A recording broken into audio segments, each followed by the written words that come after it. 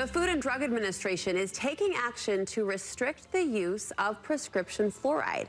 The FDA says kids under 3 years old and older kids at low or moderate risk for tooth decay should avoid taking fluoride products like drops or tablets. The agency sent notices to several companies warning them to not market the products to kids in those groups. The FDA is also telling healthcare professionals it recommends against the use of fluoride supplements for the groups too. The American Dental Association disputes the claims, though, saying there's no significant health problems associated with fluoride used at the levels dentists prescribe. You know, there's been chatter around this topic for a while now, but KSL medical contributor Phil Cowley says some confusion still remains. He joins us now through the screen. Hi, Phil. How are you? Good. How are you? I'm doing well, and I'm so grateful to have your expert voice and opinion on this topic, which does still feel very muddled and confused. You say the first thing parents need to understand is that fluoride was actually never FDA approved. No, it was actually first kind of used as a drug as a supplement, just as a natural supplement from 1960 to 1980.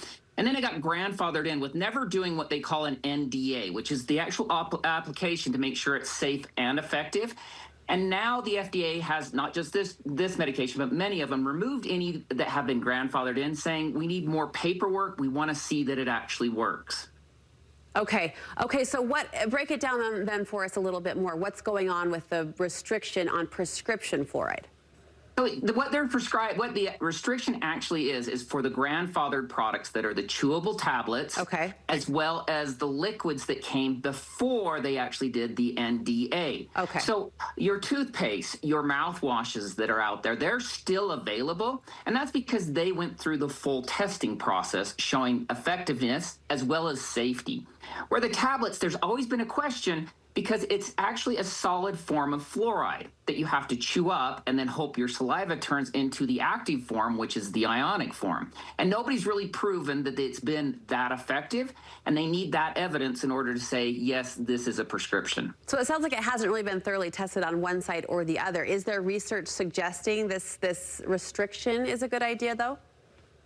There's actually no evidence one way or the other, and that's really what the FDA is looking for, is the evidence that they're looking for. If somebody went back today and started the NDA, the new drug application, and showed it was effective, they would obviously look at it again, because there are multiple products like toothpaste that are still prescriptions that they still do allow. So what's your best advice, Phil, to parents who have still a question mark in their mind?